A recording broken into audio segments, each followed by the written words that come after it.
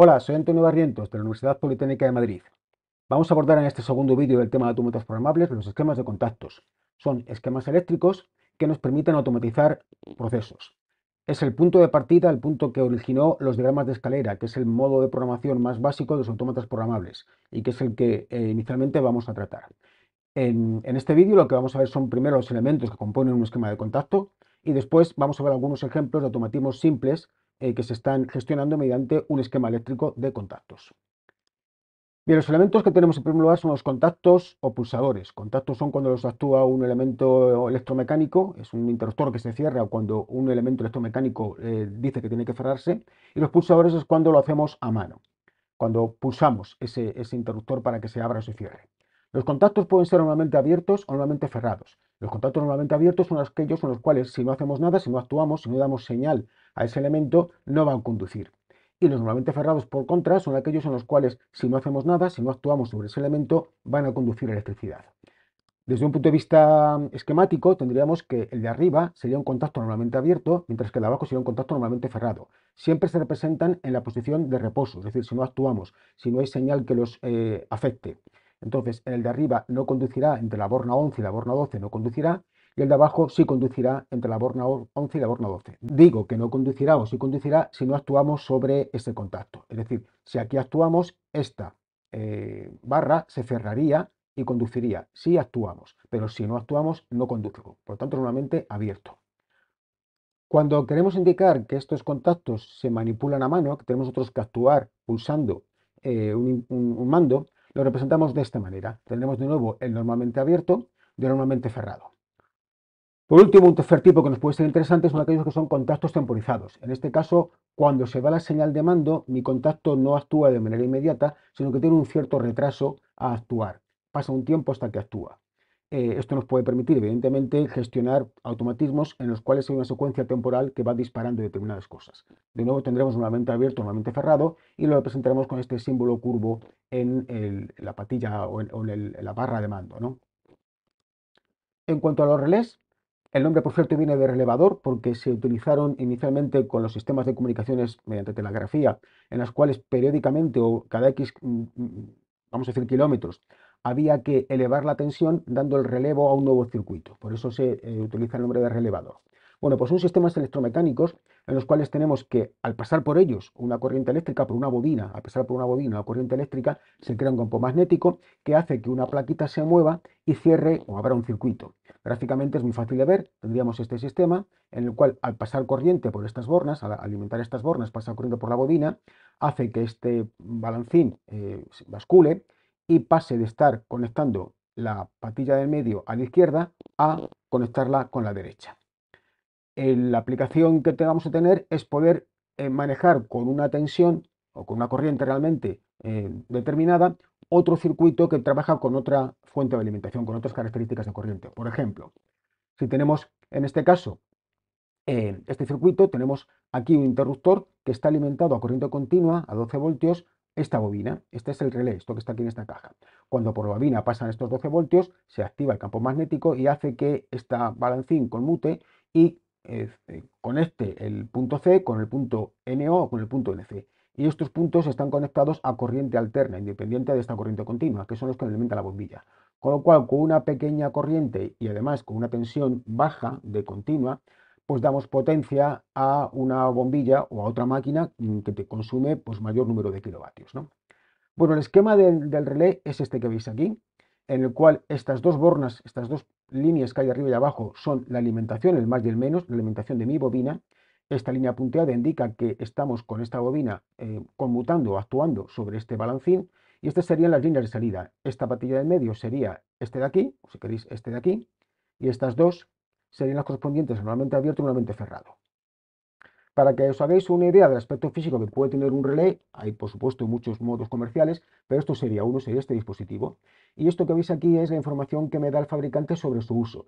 Fijaros que me da primero, o por un lado, este esquema, que es el esquema simplificado, donde tenemos de nuevo el relé, lo que es la bobina en sí, con A1 y A2, que son estas dos bornas de aquí, y luego, como veis, tiene varios circuitos de salida. Digamos, en lugar de conmutar únicamente dos patillas, puedo conmutar bastantes más. En este caso podemos tener cuatro, de las cuales en principio están todas normalmente cerradas. cuando actuemos sobre el relé, sobre la bobina, las 4 contactos de salida se abrirán. Físicamente lo tenemos aquí, aquí tenemos el input, aquí están las dos patillas del A1 y el A2, y por aquí tenemos las salidas, las normalmente abiertas y las normalmente cerradas. Si están, como veis, están numeradas y aquí en la información del fabricante viene esa numeración. Bueno, como decía, el símbolo de las bobinas es este. Aquí tal vez falte la raya cruzada para que sea lo correcto. Y el funcionamiento es que cuando damos señal, cuando circula corriente de A1 a A2, pues mi salida K1 va a conmutar. Por lo tanto, si esto está, por ejemplo, a tierra, y aquí tenemos una posibilidad de retención, cuando haya tensión y circula corriente, K1 se activará. Este otro símbolo representa un relé temporizado con lo que se llama un retardo a la conexión. El concepto lo tenemos aquí debajo pintado en el cronograma, ¿no? Cuando actuamos sobre A1, K1T se va a cerrar, pero no instantáneamente, sino que va a haber un cierto retardo de un tiempo T que podemos programar. Podemos ajustar este tiempo. Entonces, después de cerrarse el contacto, después de pasar corriente por A1 a 2, la salida tardará un tiempo en activarse. Y otra alternativa es el relé temporizado, pero con retardo a la desconexión. Aquí cuando pasa corriente de A1 a 2, la salida sí que se cierra, sí que se conmuta. Pero una vez que hemos dejado de dar corriente por A1 y A2, la salida tarda un tiempo en desconectarse, tiene un retardo a desconectarse. Hay otros modos diferentes también de hacer relés temporizados, pero estos serían los dos básicos. Aquí tendréis el aspecto físico de un relé temporizado, donde podemos ajustar aquí los tiempos, y aquí este es un caso que es un relé multifunción, es decir, aparte de este modo de retardo a la conexión, retardo a la desconexión, tenemos varios modos más, y los seleccionamos con esta ruleta de aquí. Con un poco más de detalle tendríamos que estos son los diferentes modos que tiene este relé temporizado de funcionar. El retardo a la conexión, el retardo a la desconexión y luego otros modos que pueden ser en otros casos pues interesantes. Normalmente siempre con los dos retardos básicos podemos componerlos y conseguir los demás retardos, pero lógicamente con más equipos, con más elementos, por lo tanto preferiblemente pues si tenemos un relé que lo hace ya pues nos evitamos combinarlos. Bien, para que un poco veamos cómo sería un esquema eléctrico de esquema de contactos, he cogido este ejemplo que es el mando de luces de un automóvil. Lo que tenemos es nuestras líneas de alimentación y lo que tenemos aquí es dos, digamos, este primer bloque de aquí, este primer segmento de aquí, tenemos, bueno, las F son fusibles, lo veis que están en varios sitios, y tenemos un interruptor, esto es un interruptor rotativo, un contacto que yo voy a manejar manualmente girándole. Cuando no le actúe, pues estará abierto y cuando le actúe estará cerrado. Cuando no le actúo, ni el relé 1, ni la bobina del relé 1, ni la bobina del relé 2 están energizadas, por ellas no pasa corriente. Por lo tanto, allí donde tenga sus contactos de salida no estarán conmutados. Pero cuando yo actúe sobre este interruptor, por el relé 1 y por el relé 2 pasa la corriente, por sus bobinas pasa la corriente y sus salidas estarán conmutadas. Fijaros que esta línea de aquí es una sección pequeña de un cable de 1 milímetro y que dice que el fusible es de 5 amperios. Lo que vamos a conmutar son unas luces que necesitan más corriente, en lugar de 5 amperios, pues más amperios, con lo cual voy a gestionar esa otra parte del circuito no con un circuito de mando que sería este, sino con un circuito de potencia que sería este. Aquí tenemos las 4 lámparas que yo tengo que encender, van agrupadas en 2 y 2, y entonces cuando este relé 1 se cierra, perdón, cuando por este relé 1 circula corriente y su contacto de salida se cierra, el contacto 1 y el contacto 2 de mi relé 1 se van a conmutar y por estas líneas va a pasar corriente y se van a encender las lámparas. Fijaros que aquí la sección, esta es de 4 milímetros y esta es de 2,5 y que el fusible en lugar de ser de 5 amperios es de 15 amperios, con lo cual estamos manejando estos circuitos que consumen, pues, o pueden llegar a consumir 15 más 15 amperios con otro circuito que puede llegar a consumir, estoy basándome en el fusible, que siempre estará por encima de la corriente máxima, 5 amperios. En cuanto a la segunda parte, pues es igual, nada más que lo hacemos con el relé 2. Es el mismo esquema. Entonces estamos manejando con este interruptor las bobinas del relé 1 y el relé 2 y los contactos de los relés de las bobinas del relé 1 y el relé 2 van a cerrar los circuitos que alimentan a las lámparas. Bueno, vamos a ver ahora ya casos concretos de automatización mediante esquemas de contactos. Vamos a hacer algunos par de casos simples de cómo manejar algunos sistemas automáticos con el uso de esquemas de contactos. Lo primero que vamos a hacer es un circuito de marcha paro, es decir, tenemos que encender, poner en marcha y parar un motor monofásico con solamente una fase, y que además le vamos a añadir dos luces, dos pilotos, que me van a indicar si este motor está encendido o apagado. Cuando mi motor esté en marcha, esta luz tiene que estar encendida, y cuando mi motor esté apagado, esta luz tiene que estar encendida y consecuentemente la otra apagada. Este motor le vamos a alimentar desde una fase L1 al neutro de mi instalación de 220 voltios. Tenemos un fusible para proteger y lo que tenemos es que el motor se va a poner en marcha cuando este conmutador, cuando esta palanca de aquí esté cerrada. A su vez, cuando eso esté cerrado, cuando el motor esté en marcha, la luz encendido también se va a alimentar y se va a encender. Pero la luz correspondiente al indicador que está apagado está con un contacto que está invertido respecto de los del motor y respecto a la luz encendido. De tal manera que cuando K1 se cierre, este contacto conmutará y este se abrirá. Es decir, cuando la luz esté encendida, la luz encendida esté activada, la luz apagada estará desactivada y viceversa. Cuando K1 no esté cerrado, esto permitirá que pase la corriente por la luz apagada. Lo que queremos es hacer un automatismo que mediante un pulsador yo dé a un botón y se encienda mi motor y se quede encendido. Y cuando dé a otro botón de apagado se apague. Es decir, tengo un motor monofásico, el arranque va a ser con un botón, un pulsador que se va a llamar SB1, el apagado va a ser con otro pulsador que yo voy a apretar y dejar apretarle que se va a llamar SB2 y voy a tener que separar mi circuito de potencia, que es este, de mi circuito de mando, que va a ser de baja intensidad. El circuito de potencia va a estar en alterna y mi circuito de control va a estar en corriente continua.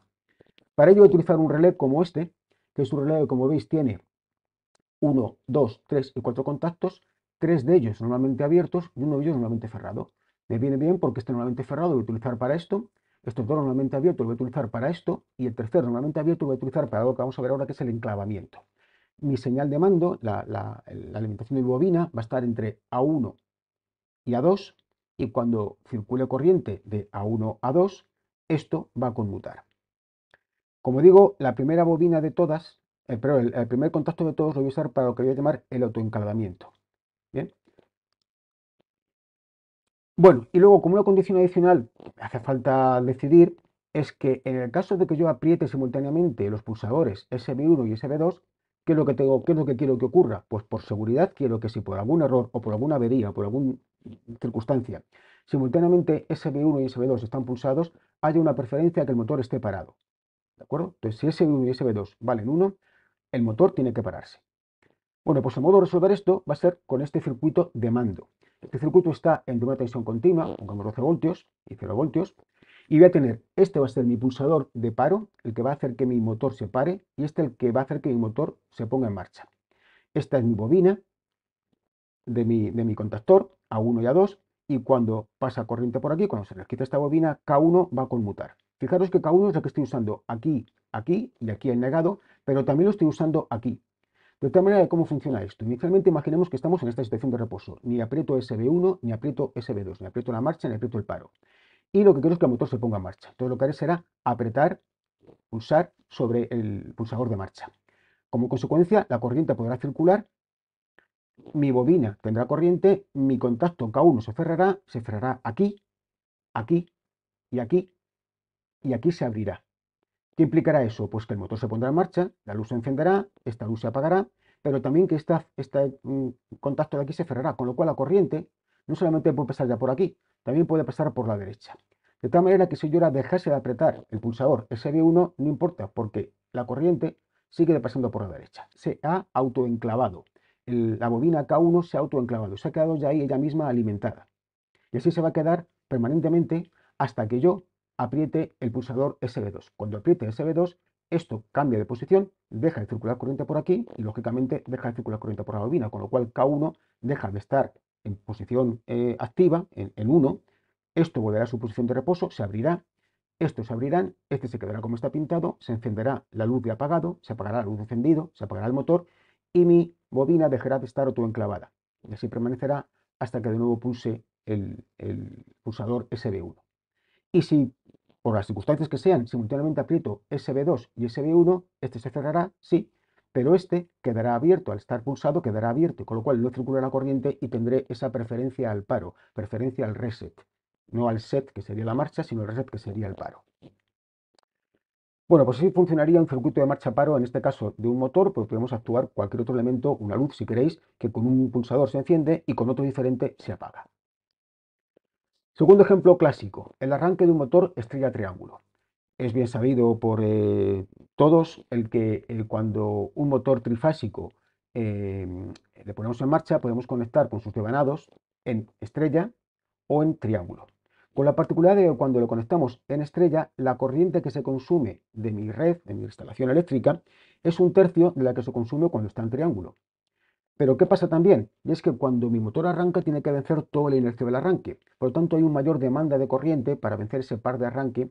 Hay una mayor demanda de corriente en el arranque. Con lo cual, me interesa arrancar en estrella para poder proporcionar esa corriente sin que demande demasiado a mi red eléctrica y luego ya pasar a triángulo. El modo, por lo tanto, de arrancar un motor en estrella triángulo es arrancar en estrella, dejar que pase un cierto tiempo y después conmutar a triángulo. Lo que vamos a hacer es automatizar ese proceso. Vamos a dar un pulsador para que mi motor se ponga en marcha y a partir de ese momento se va a conectar en estrella. Y pasado un cierto tiempo de manera automática va a conmutar a triángulo. Y así quedará hasta que yo dé al botón de parada.